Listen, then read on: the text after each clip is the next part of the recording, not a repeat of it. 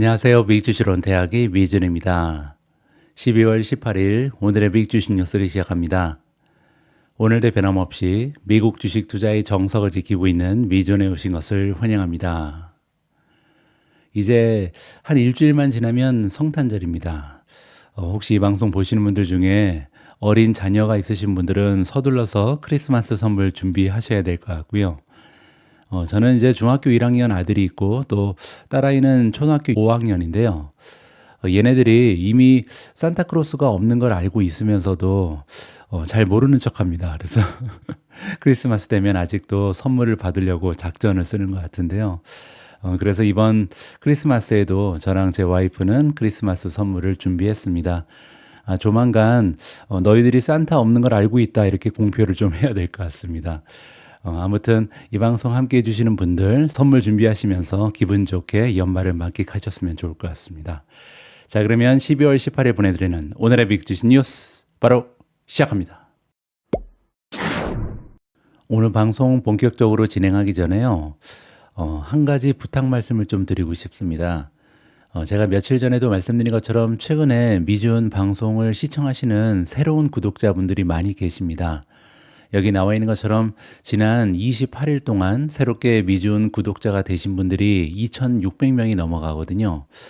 한국장이 좀 좋지가 않죠. 그래서 한국 시장에 투자하셨던 분들 그리고 새롭게 투자를 시작하시는 분들이 미국 주식 시장으로 많이 이사를 오시는 것 같습니다.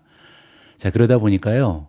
최근에 이제 댓글을 읽다 보면 조금 걱정스러운 내용이 많이 발견이 되거든요. 주식이 조금만 떨어져도 마음고생을 하시는 투자자분들이 좀 발견이 됩니다. 그래서 이런 조언을 좀 드리고 싶은데요. 여러분들이 만약에 주식 투자를 시작한 지 얼마 되지 않으신 분들이다. 그러면요. 처음에는 현금 비중을 좀 많이 늘리셨으면 합니다. 만약에 나는 1억 원 정도를 투자할 계획이다. 그러면요. 처음에는 뭐 500만 원, 1000만 원 갖고 시작을 하는 거죠. 그러면서 한 6개월, 1년, 2년 이렇게 경험을 쌓아가면서 현금을 계속해서 시장으로 투입하는 이런 방식을 좀 쓰셨으면 합니다. 주식 투자 처음 할 때는요. 이런 생각이 많이 듭니다. 지금 이 타이밍을 놓치면 평생 같은 가격이 오지 않을 것이다. 이렇게 좀 공포감을 느끼면서 자꾸만 가지고 있는 모든 자금을 주시장에 넣는 경향이 있거든요. 하지만 절대 그렇지 않습니다. 60년 전에도 우리랑 다른 세대가 주식시장에 투자를 했고요. 앞으로 60년 이후에도 우리의 후대들이 계속해서 주식시장에서 투자를 할 겁니다. 따라서 오늘 들어가나 한 달 후에 들어가나 1년 후에 들어가나 그때마다 좋은 주식은 나타나기 마련이고요. 투자의 기회는 얼마든지 있기 때문에 내 자신이 과연 투자를 진행할 수 있는 능력이 있는가, 지금 나는 미국 주식에 투자할 수 있는 준비가 되어 있는가, 이 부분을 좀 살펴보시라고 간곡하게 부탁 말씀을 드리고 싶습니다. 적어도 내가 투자하고 있는 종목이 뭐고, 지금 미국 주식에 투자하면서 PER은 뭐고, 밸류에이션은 뭐고, 성장세는 어떻게 체크하고, 여러 가지 공부를 먼저 하시고요. 그리고 나서 정말로 내 마음에 드는 기업을 찾았을 때 본격적으로 투자를 하셔도 절대 늦지 않는다라는 말씀을 드리고 싶습니다. 자, 그리고 아울러서요. 현금 비중도 중요하고 나중에 주식 투자하실 때 적어도 제 생각에는요. 좀 욕심을 내서 20종목 정도는 보유를 하시는 게 좋지 않을까. 그래서 일부 종목이 올라가고 일부 종목이 떨어졌을 때 전반적으로 밸런스가 맞을 수 있는 이러한 포트폴리오를 구성하시라고 또 조언을 드리고 싶습니다. 아무래도 2종목, 3종목, 4종목 이렇게 적은 수의 종목을 투자하고 계시면요. 한두 종목이 떨어지면 굉장히 마음이 많이 아파오거든요. 이렇게 좀 공포감이 느껴지는 경험을 피하기 위해서는요. 여러 개의 종목에 골고루 투자하시는 부분이 굉장히 중요하다는 말씀을 아울러서 드리고 싶습니다. 이 방송을 함께 해주시는 초보 투자자분들께 부탁 말씀을 먼저 드렸습니다. 자, 오늘도 미국 증시의 시황을 정리하도록 하겠습니다. 어제 같은 경우는 초보 투자자분들께서 조금 공포감을 느낄 만한 이러한 장세가 펼쳐졌거든요. 보시는 것처럼 올라간 종목이 별로 없습니다. 거의 빨간색이 지배적이죠. 따라서 어제 어떤 종목을 가지고 계셨건 포트폴리오가 마이너스를 보였을 가능성이 굉장히 높습니다. 실제로 S&P 500이 0.39% 떨어졌고요. 다우존스는 무려 0.61% 떨어지면서 이제는 9일 연속으로 하락하고 있습니다. 다우존스가 이렇게 9일 연속으로 하락하는 것은 정말 몇십 년 만에 있는 굉장히 좋지 않은 하락세다. 이렇게 보시면 되고요. 어제는 나스닥 역시도 0.32% 떨어지면서 최고점 찍은 이후에 기술적인 조정을 받았다. 이렇게 보시면 됩니다. 어제는 비트코인도 2.95% 떨어지면서 10만 4천까지 떨어져 있고요. 따라서 전반적으로 어떤 종목을 가지고 있던 어제 장세는 조금 고통스러웠다. 이렇게 보시면 됩니다. 다음에는 S&P 500의 마켓 브레스 시장 폭을 볼 텐데요. 엄청나게 많이 떨어졌습니다. 보시는 것처럼 37.17까지 하락을 했거든요. 자, 이 얘기는 뭐냐면 내가 만약에 10종목을 가지고 있으면요. 현재는 적어도 6종목 이상이 하락 추세를 보이는 게 평균적인 포트폴리오다. 이렇게 보시면 됩니다. 따라서 만약에 여러분들의 포트폴리오를 봐서요. 자, 지금 하락 추세에 있는 종목이 반 이상이 되는 것은 이상한 것이 아니다. 이렇게 이해하시면 되고요. 만약에 내가 가지고 있는 종목 중에 반 이상이 상승 추세에 있다. 이러면 굉장히 포트폴리오가 잘 하고 있다. 이렇게 칭찬을 해주시면 좋겠죠. 자, 그리고 장기적인 추세 역시도 많이 악화되면서 이제는 60.6까지 떨어졌습니다. 자, 실제로 피어 앤 그리드 인덱스도 어제보다 하락을 했죠. 어제는 탐욕 단계로 넘어가고 있었는데요. 다시 51까지 떨어졌습니다. 제가 보기에는요, 지금 시장의 폭도 많이 좁아졌고 또 피어 앤 그리드 인덱스도 중립으로 다르게 떨어졌기 때문에 산타 랠리를 준비하면서 잠깐 숨을 고르고 있다. 이렇게 긍정적으로 평가를 하고 싶습니다. 다음에는 초이스 스탁의 마켓 스코어인데요. 역시 68에서 64로 떨어졌죠. 따라서 지금 전체적으로 시장의 분위기는요, 오늘 발표될 연준의 점도표를 기다리고 있는 것 같습니다.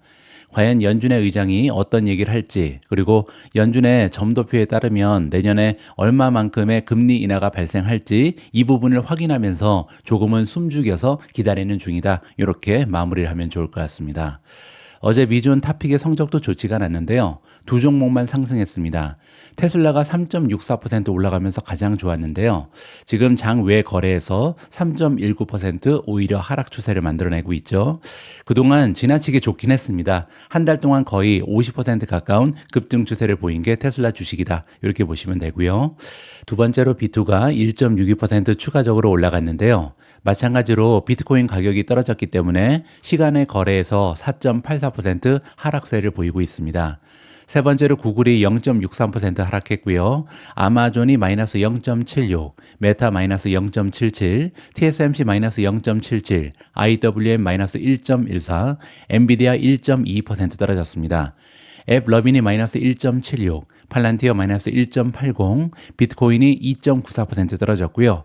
TNA 마이너스 3.56, 브로드컴 마이너스 3.91, 제타 마이너스 5.53, 크레도 테크놀로지 9.61% 떨어지면서 최근에 엄청난 추세를 보이면서 상승한 일부를 반납했다. 이렇게 정리가 가능합니다.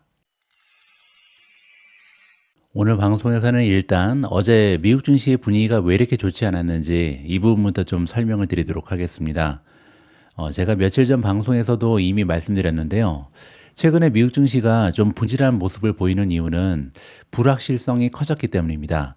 여기서 이제 그 불확실성은 금리 인하에 대한 불확실성이다. 이렇게 설명을 드렸죠. 따라서 오늘 FOMC 미팅이 끝나고 연준에서 드디어 금리 인하 정책을 발표하는데요. 아마도 12월은 내릴 것 같습니다. 0.25%포인트 추가적으로 내려갈 것이다. 이러한 기대가 지배적이고요. 이제 문제는 점도표인데요. 과연 기대대로 많이 내릴 것인가? 2025년에도 금리 인하가 지속적으로 펼쳐질 것인가? 여기에 대한 확신이 없다는 거죠. 자, 따라서 어제는요. 굉장히 좋지 않은 분위기가 있었는데 거기에 기름을 부었다. 이렇게 보시면 됩니다. 어떤 기름이냐면요. 11월 리테일 세일즈 보고서가 발표가 됐거든요.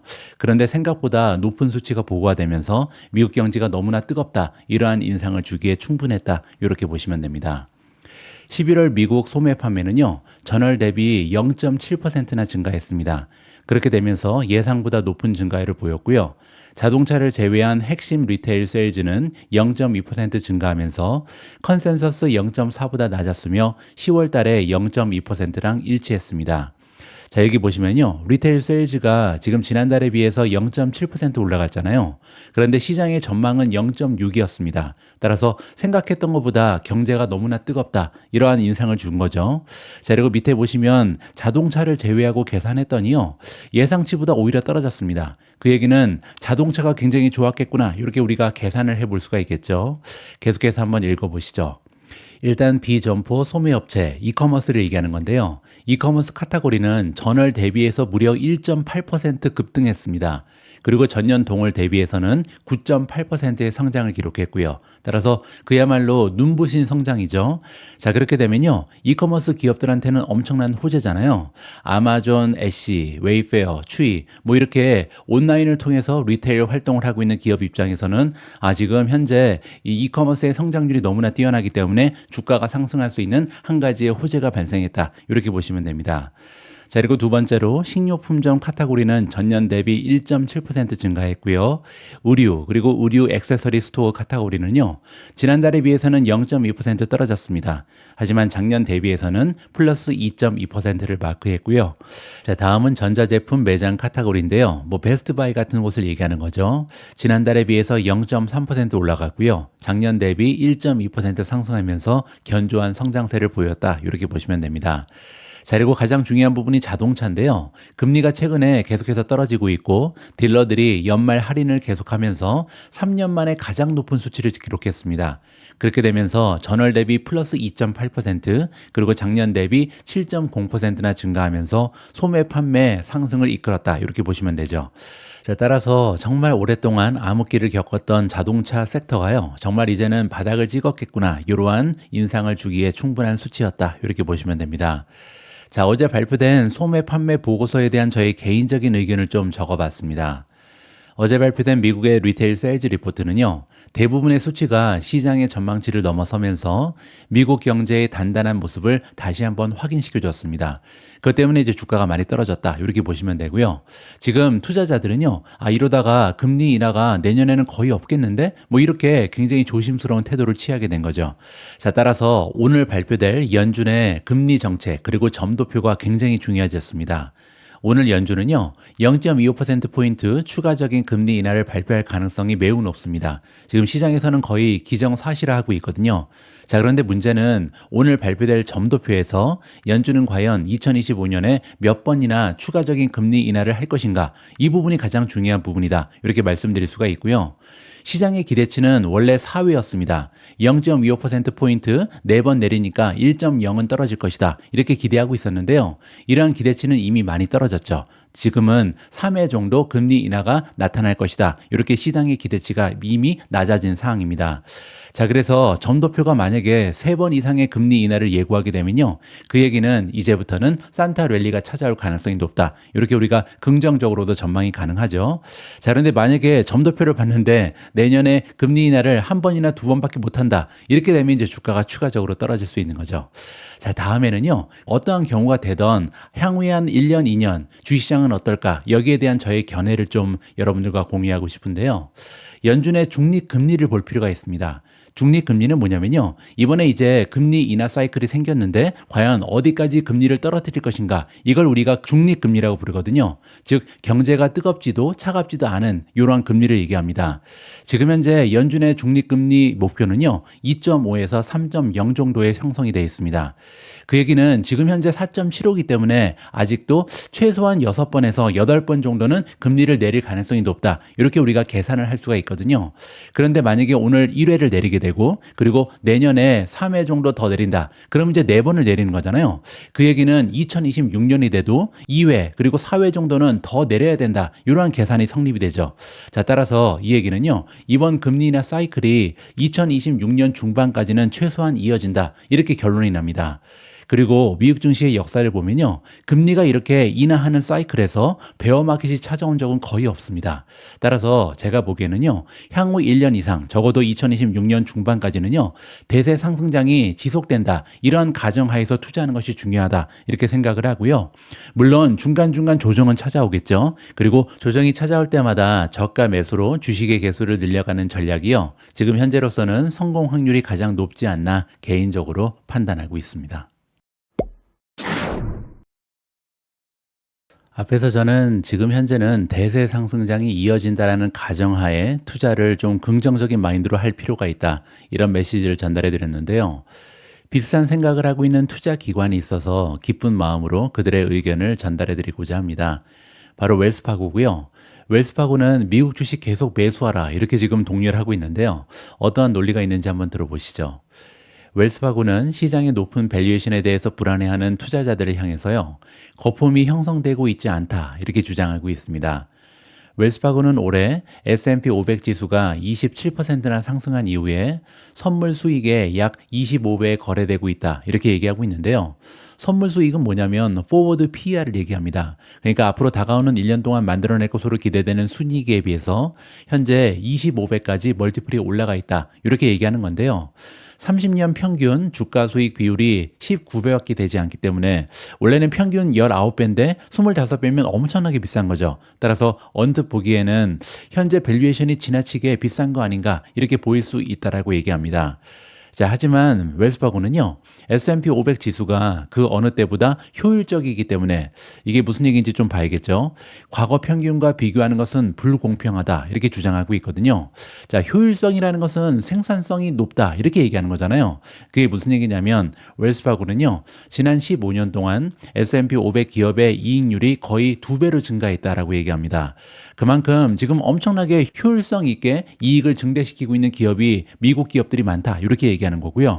그리고 또한 같은 기간 순이익 대비 순부채는요 절반으로 줄어들었습니다. 따라서 순이익도 많이 늘고 있는데 자기 자산이 많다. 따라서 지금은 부채 없이 굉장히 효율적으로 많은 순이익을 만들어내는 건강한 기업들이 많기 때문에 예전에 PER보다는 더 높게 받는 것이 당연하다 이렇게 좀 설명을 하고 있는 거죠. 웰스파고의 투자 전략 분석가인 오스틴 피클이 나오는데요. 우리가 보기에 주식은 거품이 아니며 투자자들은 평균 이상의 주가 수익 비율 때문에 PER 때문에 2025년 강세장이 지속되는 시점에서 참여하지 못해서는 안 된다. 따라서 주식시장을 떠나면 안 되고 계속해서 투자해라. 이렇게 지금 독려를 하고 있는 거죠. 웰스파고는요, S&P 500 지수가 2025년 말까지 6,600까지 지속적으로 상승할 것이다. 이렇게 예상하고 있는데요. 그렇게 되면 내년에도 9%는 추가적으로 올라갈 수 있다. 이렇게 계산이 나오죠. CNBC 프로의 시장 전략가 설문조사에 따르면요, 이 목표는 월가의 최고 전략가들이 2025년 평균 전망치로 내놓은 6,630과 거의 비슷하다. 이렇게 보시면 됩니다. 자, 웰스파고는 또한 트럼프가 당선됐잖아요. 따라서 규제 완화가 있을 것이고 그렇게 되면 기업의 실적이 성장하는 데 도움을 받을 수 있다. 이러한 논리를 펼치고 있습니다. 자, 하지만 그럼에도 불구하고 투자자들이요, 향후 진입 지점을 찾기 위해서는 시장에서 하락을 기다려야 된다. 이렇게 조언을 하고 있습니다. 5%에서 10% 정도 하락은 굉장히 일반적이다. 따라서 변동성이 커지는 시기를 예상해야 한다. 언젠가는 이 정도는 떨어질 수 있다는 거죠. 이러한 경우가 발생하게 되면 매수 기회를 찾아서 줍줍하면 좋겠다. 이렇게 지금 마무리가 가능합니다. 자, 저의 개인적인 의견을 조금 덧붙이도록 하겠습니다. 저는 개인적으로요, S&P 500이 지금 비싸지 않다, 거품이 없다, 이러한 웰스파고의 주장에 동의하지 않습니다. 저는 거품이 생기고 있다라고 생각하거든요. 왜냐하면 아래 나와 있는 표에 따르면요, 테크주가 시장을 이끌었던 최근 10년만 봐도, 따라서 옛날을 보지 말고요, 지금 최근의 데이터만 봐도 S&P 500의 P 레이시오 변동 추세는요, 현재 PER이 얼마나 높은지 우리한테 보여줄 수 있습니다. 자, 지금 현재 10년간의 PER 추세인데요, 중간이 여기죠. 평균적으로 24.6인데요. 현재는 30.87입니다. 자, 여기 보시는 것처럼 아까랑 숫자가 조금 다른데요. 왜냐하면 아까는 forward PER이고요. 이거는 TTM입니다. TTM은 Trailing 12 Months의 약자고요. 지난 과거 12개월 동안 만들어낸 순이익에 비해서 지금 시가총액이 몇 배나 올라가 있는가, 이걸 계산하는 건데요. 평균은 24.6, 그런데 지금 현재는 30.87까지 올라가고 있고요. 굉장히 예외적으로 과거 10년 동안 봐도 높은 수준이다. 이걸 우리가 확인해 볼 수가 있겠죠. 자, 따라서 거품이 없다 이렇게 주장하면 안 되고요. 거품이 있다. 그리고 지금 굉장히 비싸다는 것은 인정을 해야 될 것 같습니다. 자, 그럼에도 불구하고 저 역시요, 향후 S&P 500의 높은 PER이 1년 이상 지속될 가능성이 높다 이렇게 생각하고 있고요. 심지어는 밸류에이션이 추가적으로 확장할 수도 있다 이렇게 기대를 하고 있거든요. 자, 그 이유는 세 가지 정도로 정리가 가능합니다. 첫 번째로요, 트럼프 대통령의 규제 완화, 그리고 기업 친화적인 정책, 세금 같은 것을 줄일 수 있잖아요. 법인세를 낮추고 이러한 식으로 기업을 도와주게 되면요, 기업의 어닝이 향상할 수 있고요. 기업의 어닝이 계속해서 성장하게 되면요, 밸류에이션 역시도 확대하거나 아니면 적어도 유지가 가능하다. 이게 첫 번째 이유입니다. 자, 그리고 두 번째는 방금 전에 제가 다른 기사에서 설명드린 것처럼 금리 인하 사이클 때문인데요. 중기금리 2.5에서 3.0까지 이르기까지 최소 1년 반 정도는 소요될 것이다. 이렇게 말씀드렸죠.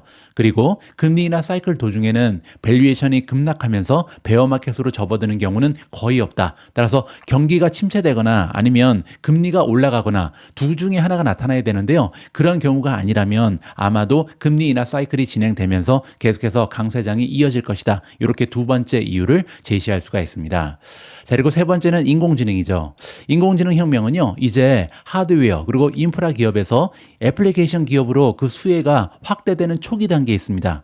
아직까지도 인공지능 때문에 돈을 많이 번 기업이 없다는 거죠. 엔비디아 그리고 메가테크 기업만 지금까지 수혜를 입었는데요. 지금부터는 본격적으로 인공지능 수혜주의 범위가 확대될 것이다. 이렇게 기대해 볼 수가 있는 거고요. 그리고 이렇게 많은 기업들이 드디어 인공지능을 통해서 매출을 확대할 것으로 예상이 가능합니다. 자, 그리고 그뿐만이 아니고요. 인공지능은 많은 산업 부분에서 기업의 생산성과 효율성이 향상될 가능성이 높습니다. 그러니까 인공지능을 판매하는 기업들은 매출이 늘고요. 그리고 인공지능을 사다가 이용하는 기업들은요, 비용을 절감할 가능성이 높다는 거죠. 그 얘기는 매출도 향상하고 비용도 절감되니까 기업의 어닝은 전반적으로 향상할 수밖에 없는 이러한 계기가 마련된다. 따라서 밸류에이션은 확대되거나 적어도 유지가 가능하다. 이렇게 세 가지 이유를 저는 제시해드리고 싶습니다. 자, 물론 그럼에도 불구하고 향후 가까운 미래에 조정장이 찾아올 가능성은 얼마든지 있겠죠. 2023년 11월 이후에 미국 증시에는요, 10% 이상의 하락을 지칭하는 조정이 아직까지 없었습니다. 따라서 1년 1개월 동안 조정이 전혀 없었거든요. 그리고 역사적인 통계에 따르면 1980년 이후에 약 1.2년마다 10% 이상의 조정을 겪은 바가 있습니다. 따라서 역사가 다시 한번 반복되면요, 적어도 1월 달 아니면 2월 달에 미국 증시는 10% 이상 떨어져야 된다. 이러한 계산이 성립되는 거죠. 자, 따라서 우리 투자자는요, 조만간 10% 이상의 조정장은 가능하다. 이러한 전제에 따라서 투자를 진행하는 것이 좋다. 이렇게 개인적으로 생각하고 있습니다. 자, 그리고 참고로 시장이 10% 떨어지면요, 우리가 구성하고 있는 테크 위주의 포트폴리오는 대부분 30% 이상 하락한다. 이렇게 보시면 됩니다. 그 얘기는요, 뭐 저 같은 경우는 예를 들어서 지금 투자 자금이 한 9억 원 정도 되거든요. 그런데 9억 원에서 30%가 떨어지면요, 저는 거의 3억 원 정도가 떨어질 것이다. 그러니까 9억 원이 갑자기 막 6억 5천 정도로 떨어질 가능성이 있다. 이렇게까지 좀 예상을 해야 됩니다. 따라서 조정장이 그렇게 만만한 게 아니죠. 자, 그래서요, 결론적으로 우리 투자자들은요, 최소 10% 그리고 가능하면 20% 이상의 현금 비중을 확보하면서 편안한 마음으로 미국 주식 투자를 이어나가는 것이 현명한 투자자의 자세다. 이렇게 마무리를 해드리고 싶습니다. 어제 미국 증시의 폭이 극도로 좁아진 상황에서도 주가가 급등한 종목이 하나 있었죠. 바로 테슬라인데요. 테슬라의 주가가 3% 이상 추가적으로 상승했습니다. 그리고 그럴 만한 이유 하나가 있었는데요. 바로 미즈호라는 투자 기관이 테슬라 목표 주가를 80% 이상 올렸기 때문입니다. 자, 도대체 어떤 근거로 테슬라의 목표 주가를 이렇게 80% 이상 상향 조정했는지 여기에 대한 이야기를 좀 들어봐야겠습니다. 테슬라는 새 대통령 행정부 하에서 더 많은 상승 여지를 가지고 있다라고 미즈호가 얘기했고요. 미즈호의 애널리스트 BJ 라켓이가 나오는데요. 이 전기자동차 제조업체의 실적 전망을 상향 조정하고 목표 주가를 285에서 515달러로 올렸습니다. 그렇게 되면 80%나 갑자기 목표 주가를 올린 거잖아요. 그리고 이 목표 주가는 월요일 종가 대비 11% 이상 추가적인 상승 여력이 있음을 의미한다. 이렇게 보시면 됩니다. 라켓이는 고객에게 보낸 메모에서요, 향후 4년 동안 특이한 순풍이 유리하게 작용할 것으로 보인다. 따라서 적어도 한 3, 4년 정도는 테슬라가 굉장히 좋을 것이다. 이렇게 얘기하는 거죠. 테슬라 주가는 실제로 트럼프 대선 승리 이후에 CEO 일론 머스크 그리고 차기 대통령과의 긴밀한 자문 관계로 인해서 급등세를 이어나가고 있습니다. 트럼프가 지금 대선에서 승리한 이후에 테슬라 주가는 무려 84%나 폭등을 했거든요. 라켓시에 따르면요, 테슬라가 국내 전기차 세금 공제 폐지로 인해서 단기적으로 어려움을 겪을 수는 있다. 이렇게 진단하고 있습니다. 하지만 우호적인 규제 전망 그리고 머스크가 트럼프 행정부와 협력할 것을 고려하게 되면요, 전반적으로 동종업계에 비해서는 더 나은 위치에 있다. 이렇게 밝히고 있고요. 라켓시는 또한 자율주행과 관련된 규제 프레임워크의 완화가 테슬라의 완전 자율주행 및 로보택시 가치 평가에 긍정적인 촉매제가 될 것으로 예상을 하고 있습니다. 자, 그리고 또한 테슬라의 자율주행 부분은요, 미조가 평가하는 테슬라 주식 가치의 절반 이상을 차지하고 있다. 자, 따라서 이번에 목표 주가를 80%나 올린 이유는요, 대부분 다 자율주행 때문이다. 이렇게 우리가 이해를 하면 좋을 것 같죠. 자, 그리고 자율주행 부분에 대해서 평가를 갑자기 이렇게 올린 이유 역시도 이번에 트럼프가 당선되면서 아마도 연방정부 차원에서 자율주행 관련된 규제 프레임워크를 완성해 줄 것이다. 이렇게 우리가 이해를 하면 좋을 것 같습니다. 자, 라켓시는 또한 테슬라가 내년에는 레벨 4 완전 자율주행 기술을 승인받고요. 미국에서 그렇다는 거죠. 그리고 유럽연합에서도 2027년이 되면 라이선스 수입과 함께 승인을 받을 가능성이 높다. 이렇게 예상을 밝히고 있습니다. 여러분들 잘 알고 계신 것처럼 테슬라는 아직까지 자율주행 시스템 레벨 2에 머물러 있거든요. 부분 주행 자동화 수준에 머물러 있다. 하지만 내년 정도가 되면 레벨 2에서 레벨 4까지 단숨에 올라갈 것이다. 이러한 전망이라고 보시면 됩니다. 자, 그리고 또한 트럼프의 정책으로 인해서 테슬라는 경쟁사에 비해 낮은 전기차 비용 구조로 더 나은 입지를 확보하게 됐다. 이 얘기는요, $7,500 보조금이 사라졌기 때문입니다. 따라서 $7,500나 가격이 올라가는 셈이잖아요. 그렇게 되면 지금 현재 비용이 굉장히 낮은 저가의 자동차를 생산할 수 있는 테슬라가 굉장히 유리해진다. 이렇게 보시면 됩니다. 자, 그리고 또 한 가지, 유럽연합, 라틴 아메리카, 캐나다, 동아시아 및 태평양 지역의 수입 관세가 올라가게 되면요, 테슬라의 경쟁력을 미국에서는 향상시킬 수 있다. 이렇게 지금 전망을 하고 있고요. 지난주 트럼프의 인수팀은요, 기업이 자율주행차 충돌 데이터를 연방안전규제기관에 보고해야 되는 의무를 폐지할 것이다. 이렇게 권고했습니다.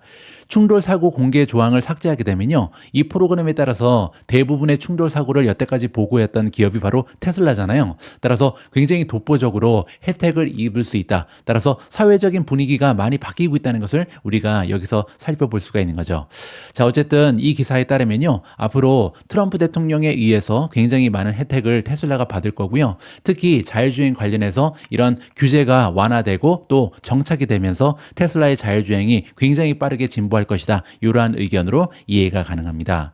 자, 모멘텀을 잠깐 보시면요, 현재 26가지의 지표 중에 2가지만 매도고요, 7가지는 중립, 17가지의 지표는 매수를 주장하고 있습니다. 스트롱 바인데요, 그럼에도 불구하고 단계적인 조정은 가능하겠죠. 왜냐하면 RSI 지수를 보시면요, 무려 83.68입니다. 따라서 과매수가 70을 넘으면 과매수거든요. 따라서 과매수가 조금 심하게 됐죠. 조정이 찾아올 가능성이 높다. 기술적으로 잠깐 떨어질 수 있다. 자, 그런데 여기서 한 가지 부연 말씀을 드리면요, RSI가 70을 넘는 것은 부정적인 것은 아닙니다.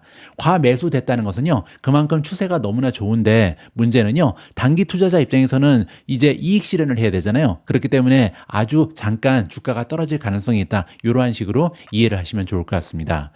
어제 우리가 살펴봤던 스토캐스틱 여기 나왔는데요, 99.06입니다. 이거 역시도 80 이상으로 계속 머물러 있으면 괜찮다. 어제 이렇게 우리가 학습을 했잖아요. 따라서 스토캐스틱이 99면 엄청나게 과매수죠. 80을 넘어가면 과매수잖아요. 그런데 과매수 상태가 계속해서 유지된다면 이것은 긍정적으로 해석이 가능할 것 같습니다. 다음으로 준비된 기사는 팔란티어 관련된 소식이고요. 팔란티어의 새로운 성장 동력, 페드 스타트에 관련된 내용입니다. 여러분들 페드 스타트 기억하시는지 모르겠습니다. 제가 얼마 전에 여러분들께 공유해드린 팔란티어 주가가 페드 램프의 고등 인증 획득으로 급등했다. 이러한 기세 내용이 있었는데요. 여기에서 이제 이 페드 램프의 상위 인가를 여러 가지 다양한 프로그램이 받았다. 이렇게 여러분들께 말씀드린 적이 있죠. 이러한 승인은 AIP라든지 아폴로, 파운드리, 고담, 페드 스타트 바로 이거거든요. 여기에 나와 있는 페드 스타트를 포함한 팔란티어의 모든 제품 그리고 프로그램이 이번에 고등 승인을 받았기 때문에 미국 정부의 굉장히 까다로운 보안을 통과했다. 이렇게 보시면 됩니다. 자, 여기에 연장선이라고 생각하시면서 과연 페드 스타트가 왜 팔란티어의 새로운 성장 동력이 될 수 있는지 이 부분의 이야기를 좀 들어볼까 합니다. 팔란티어 테크놀로지에서 국방 책임자로 일하고 있는 전 하원 의원이었던 마이크 갤러거가 나오는데요. 미 국방부가 새로운 현재던 시대에 대비해서 조달 프로세스를 정비해야 되고 국가의 경쟁력을 회복할 수 있는 스타트업을 육성하기 위한 노력을 강화해야 된다. 이렇게 주장하고 있습니다. 갤러거는 미 하원 의원 시절부터 중국에 대한 매파로 유명했다고 합니다. 국가 안보를 이유로 틱톡을 금지하는 법안을 주도한 것이 바로 갤러거였다. 이렇게 보시면 되고요. 현재 그는 팔란티어의 글로벌 방위 노력을 이끌고 있으며 미국과 동맹국들이 중국과의 기술, 군비 경쟁에 대비하는 동시에 아시아 국가에서 국가적 충돌을 방지하는 데 주력하고 있다. 이렇게 밝히고 있습니다. 따라서 대만 쪽의 문제에도 굉장히 많은 관여를 하고 있다. 이렇게 보시면 되죠. 갤러거는 국방부의 번거로운 조달 과정 그리고 불충분한 무기 비축에 대해서 현 상태로는 충분하지 않다 이렇게 얘기하고 있는데요. 이스라엘과 우크라이나 분쟁에서 알 수 있듯이 이제 생애 방어 산업의 우위는요. 값비싼 미사일 그리고 전투기를 포함한 군대에서 결정되지 않는다. 이제는요, 값싸고 풍부한 드론, 인공지능, 첨단 소프트웨어를 보유한 군대로 옮겨가고 있다. 이렇게 얘기하고 있습니다. 팔란티어는 올해 미군과의 관계를 강화하면서 육군을 위한 지상정보 허브를 개발하는 주요 계약을 수주했고요. 인공지능 관련 작업을 확대하고 있는 중입니다. 하지만 국방부는요, 더 다양한 신생 방위 및 군사 기술 기업과 협력하고 이러한 계약을 확대해야 된다. 이렇게 갤러거는 주장을 하고 있는데요. 트럼프의 핵심 측근인 일론 머스크는 드론과 기술의 새로운 시대가 전통적인 군사 시스템을 쓸모없게 만들 것이다. 이렇게까지 얘기했습니다. 일론 머스크는 또한 미국에서 가장 비싼 무기 시스템인 F-35 전투기 제작자들요 바보라고 부를 정도로 좀 무시하고 있거든요. 어쨌든 갤러거는 워싱턴과 실리콘밸리의 관계가 더욱 긴밀해지면 따라서 테크 기업과 미국 정부의 관계가 돈독해지면요 2030년까지 글로벌 A 강국을 목표로 하는 중국과 같은 라이벌에 맞서서 미국의 경쟁력이 강화될 것이다. 이렇게 기대감을 가지고 있다고 합니다. 그리고 또한 트럼프가 이제 대통령이 됐기 때문에 트럼프 2.0 행정부에서는요, 중국에 대해서 더욱 공격적인 정책을 펼치면서 아마도 워싱턴과 실리콘과의 관계가 강화될 것이다. 이렇게 기대하고 있는 거죠. 국방 분야에서 기술의 역학을 가속하기 위해 팔란티어는요, 스타트업 생태계를 강화하고 더 많은 기업을 참여시키기 위한 자체적인 노력을 확대하고 있습니다. 갤러거는 신생 스타트업의 정부 계약 진입을 촉진하기 위해 잘 알려지지 않은 이니셔티브를 얘기하고 있는데요. 신생 스타트업을 모집하는 데 많은 시간을 할애하고 있다. 그리고 이 프로젝트 이름이 바로 페드 스타트입니다. 페드스타트라는 이 프로그램은요, 정부와 거래하고 있는 소프트웨어 스타트업이 물류 및 기술적 부담을 덜어주기 위해서 작년에 시작됐다. 이렇게 보시면 되고요. 기업들이, 그러니까 작은 신생 기업들이 페드스타트에 가입하려면요, 스타트업은 소정의 수수료를 지불하면 되고요. 이미 연방 계약 업체에 대한 보안, 그리고 기타 요구 사항을 준수하는 팔란티어 인프라가 있잖아요. 이 인프라를 통해서 소프트웨어를 호스팅한다. 이렇게 보시면 됩니다. 따라서 제가 최근 방송에서 여러 번 걸쳐서 말씀드린 것처럼 팔란티어가요, 어떻게 보면 게이트의 역할을 하는 거죠. 팔란티어를 통해서 정부의 비즈니스를 구축할 수 있는 많은 기업들이 팔란티어에 다가오고 있다. 이렇게 보시면 됩니다. 자, 따라서 이 계약은요, 스타트업의 소프트웨어 업데이트, 수리 및 기타 변경 사항이 미국의 여러 가지 기관에서 인증을 받을 수 있도록 보장하는 것을 목표로 하고요. 이 프로그램은 또한 연방 마켓플레이스에 등록을 하고 잠재적인 정부 고객이 참석하는 워싱턴의 팔란티어 후원 행사에 초대함으로써 스타트업의 가시성을 보장한다. 이 얘기는요, 많은 연방정부 기관들이 이제 팔란티어를 통해서 이 작은 기업들을 소개하는 그러한 역할을 하고 있다. 이렇게 보시면 되겠죠. 페드스타트는요, 정부와 비즈니스를 하려는 스타트업을 위해 프로세스를 간소화하는 세컨 프런트 시스템이라는 다른 기업과 경쟁하고 있다고 합니다. 따라서 팔란티어 말고도 비슷한 기능을 하는 기업이 있다는 거죠. 페드스타트 프로그램은요, 아직까지는 참여 기업이 15곳 정도에 불과할 정도로 규모가 작습니다. 그만큼 잠재력이 풍부하다 이렇게 볼 수도 있겠죠. 하지만 갤러거는요, 정부 기관은 물론 점점 더 많은 스타트업이 이 프로그램에 참여하고 있다라고 장밋빛 전망을 제시하고 있고요. 자, 그리고 또한 제품을 판매하는 기업이 아니더라도 성장하는 분야의 중심에 팔란티어가 자리 잡는데 도움이 될 수 있다. 이렇게 기대감을 발표하고 있습니다. 이미 업계는 긴밀하게 연결되어 있다. 이달 초 트럼프 대통령은요, 경제성장, 에너지, 환경 담당 국무부 차관보로 팔란티어의 특별 보좌관이었던 제이콥 헬버그를 지명했습니다. 그리고 팔란티어는 가장 큰 방위 기술 업체인 안드릴 인더스트리 그리고 스케일 AI와 파트너십을 이미 맺었고요. 따라서 이 기사 내용에 따르면요, 팔란티어야말로 진정한 트럼프 수혜주가 아닌가. 트럼프가 등장하면서 이제 미국 우선주의를 굉장히 강화할 텐데요. 그 앞에서 대표적인 역할을 하는 것이 팔란티어의 역할이다. 이렇게 우리가 마무리를 하면 좋을 것 같습니다. 오늘 마지막으로 준비된 기사는 비트코인 관련된 뉴스고요. 최근에 다수의 명품 브랜드가 비트코인 결제 수락을 고려하고 있다고 합니다. 드디어 결제 수단으로도 비트코인이 좀 그 역할이 강화되고 있다. 이러한 느낌의 기사죠. 자, 어떤 내용인지 한번 읽어봐야 될 것 같습니다. 비트코인의 가치가 치솟으면서 고급 패션 브랜드 그리고 소매업체들이요, 암호화폐를 결제 수단으로 제공하면서 새로운 부를 창출하고 암호화폐 투자자의 브랜드 충성도를 높이는 데 관심을 보이기 시작했다라고 합니다. 가장 최근까지는요, 루이비통 그리고 시계 브랜드인 위블로와 태그 호이어, 캐링 소유의 패션 브랜드인 구찌와 발렌시아 정도가 아주 소수의 럭셔리 브랜드, 이런 업체들만이 암호화폐 결제 서비스를 실험해 왔는데요. 최근에는 많은 기업들이 관심을 보인다는 거죠. 가령 예를 들어서 최근에 몇 주 동안 프랑스의 고급 백화점 프랭땅이 나오는데요. 프랭땅 백화점은 세계 최대 암호화폐 거래소인 바이낸스 및 프랑스 금융기술 기업인 리지와 협력하면서 프랑스 내 매장에서 비트코인과 이더리움 등 암호화폐를 사용할 수 있는 유럽 최초의 백화점이 되었다. 이렇게 발표한 바가 있습니다. 자, 이렇게 비트코인 상승과 함께 이루어진 움직임에 대해서 다른 브랜드 그리고 소매 업체들도요, 우리도 해야 되는 거 아니야? 이렇게 관심을 높이기 시작했다. 이렇게 보시면 되고요. 바이낸스 프랑스 대표 데이빗 프린케이에 따르면요, 굉장히 많은 문의가 있었고 관심을 불어일으키고 있다. 다른 명품 브랜드와도 협의를 진행 중이다. 따라서 가까운 미래에는요, 점점 더 많은 브랜드들이 드디어 결제 수단으로 암호화폐를 인정할 것이다. 이렇게 기대가 가능할 것 같습니다. 고급 라이터와 펜 제조업체인 ST 듀뽕은요, 연말 연시 전에 파리에 있는 매장 두 곳에서 암호화폐 결제를 받는 것을 목표로 하고 있다. 이렇게 로이터 통신에 밝혔고요.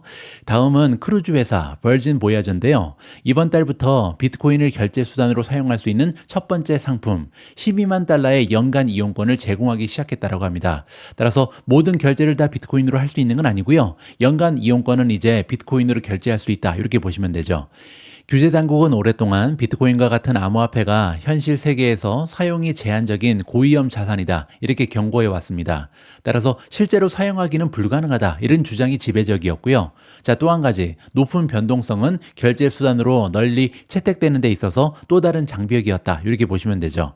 자, 그런데 상황이 완전히 변하고 있습니다.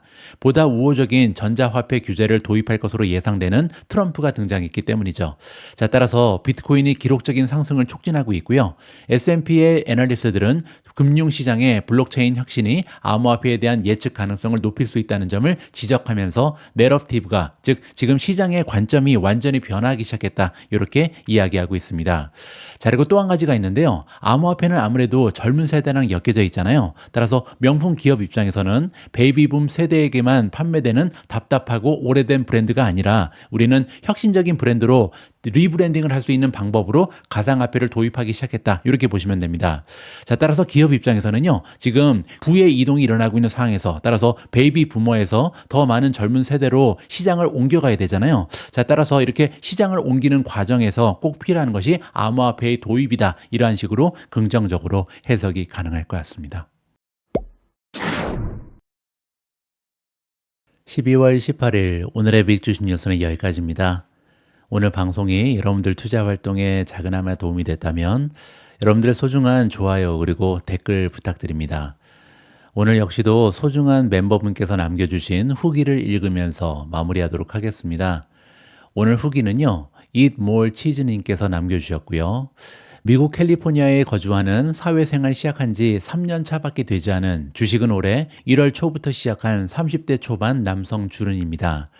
주식에 대한 지식이 전무하던 저는 유튜브에서 여러 미국 주식과 관련된 채널 영상 등을 찾아보면서 공부하곤 했었습니다. 처음에는 자극적인 타이틀의 영상들이 눈을 끌더군요. 가령 마지막 기회, 이 종목 올해 100% 갑니다. 혹은 10년 후에 시총 1위 종목 추천 등 처음에는 이런 자극적인 영상들을 자주 보다가 어느새 너무 많은 검증되지 않은 정보의 홍수 속에서 오히려 주식이 어렵게 느껴졌고 어떤 식으로 투자를 해야 하는지 저를 혼란스럽게 만들기만 했습니다. 그러던 와중 유튜브에서 미주님 영상을 접하게 되었고 항상 강조하시는 기업의 성장 스토리, 펀더멘탈, 모멘텀에 근거한 주식 투자법에 눈길이 갔습니다. 단순히 투자 방법이 좋았을 뿐만 아니라 미주님이 정보를 전달하는 방식, 정보의 퀄리티, 그리고 무엇보다 중요한 실제 구독자와 시청자들을 많이 아끼고 생각하신다는 점이 여타 다른 유튜버 및 인플루언서와 다르다고 느꼈습니다. 이후 멤버십을 가입하기 위해 몇 번을 시도하다가 핸드폰으로 인증 코드가 오지 않아서 밴딩 가입을 못하고 있다가 얼마 전 고객센터 도움을 받아 구독을 시작했습니다. 제가 미주님으로부터 바라는 것은 물론 수익률도 어느 정도 기대는 하겠지만 베어마켓이건 불마켓이건 남들 투자 방법에 휘둘리지 않고 꿋꿋이 몇십 년 이상 지키고 실천할 만한 나만의 주식 룰을 성립하는데 많은 도움을 받고자 합니다. 지금 당장 몇 년의 수익률도 중요하겠지만 향후 남은 인생 동안 사용할 만한 나만의 주식 철학을 설립하는데 미주님의 선한 영향력을 많이 의지하고자 합니다. 항상 감사드리며 가끔씩 유튜브에 나쁜 댓글이 있더라도 미주님 뒤에는 항상 서포트하는 구독자들이 있음을 알아주셨으면 합니다. 행복하세요. 우리 모두가 미국 주식 투자로 은퇴하는 그날까지 다 함께 화이팅입니다. 행복한 하루 되세요. 감사합니다.